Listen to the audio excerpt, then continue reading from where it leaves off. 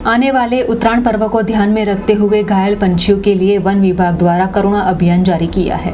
आने वाले उत्तरायण पर्व को ध्यान में रखते हुए 10 जनवरी से लेकर 20 जनवरी के दौरान वडोदरा वन विभाग द्वारा करुणा अभियान प्रारंभ किया है। जाहिर सी बात है कि उत्तरायण से पूर्व भी कई विस्तारों में पतंग उड़ रही है। ऐसे में पतंगदौड़ी से घायल हो रहे बेजुबान निर्दोष पंछियों की बचाव कामगिरी के भागरूप वन विभाग द्वारा इन दिनों 10 से 20 जनवरी के दौरान करुणा अभियान जारी किया है। उसके लिए वडोदरा के 58 जितने सेंटर बनाए गए हैं। पक्षियों को नया जीवन दान मिल पा सके और उनका स्थल पर ही प्राथमिक इलाज कर उन्हें और भी नया जीवन दान दी जा सके, वैसे आशय से एक टोल फ्री नंबर भी जारी किया है, जहां अपने आसपास के विस्तार में बरामद किए जाते वैसे घायल पंछियों को ये तमाम 58 जितने सेंटर पर ले जाने के लिए अपील की गई है।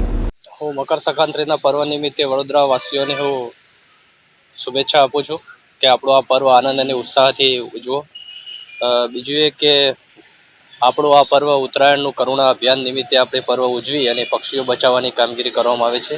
આ વર્ષે આપણા 58 કલેક્શન સેન્ટર રાખવામાં આવેલા છે, તેમજ આપણી સાથે વડોદરા વાસીઓના લગભગ 900થી વધારે સ્વયંસેવકો કરુણા અભિયાનમાં જોડાયેલા છે।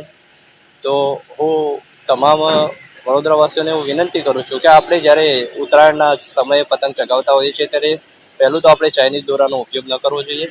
બીજું કે જ્યારે આપણે પતંગ ચગાવતા હોય ત્યારે સવારે 9થી 9 વાગ્યા પહેલાં અને સાંજે 5 વાગ્યા પછી જ્યારે પક્ષીઓને અવરજવર થતી હોય છે ત્યારે જો પતંગ ન ચગાવીએ તો ઘણા પક્ષીઓ ઘાયલ થવાથી બચશે।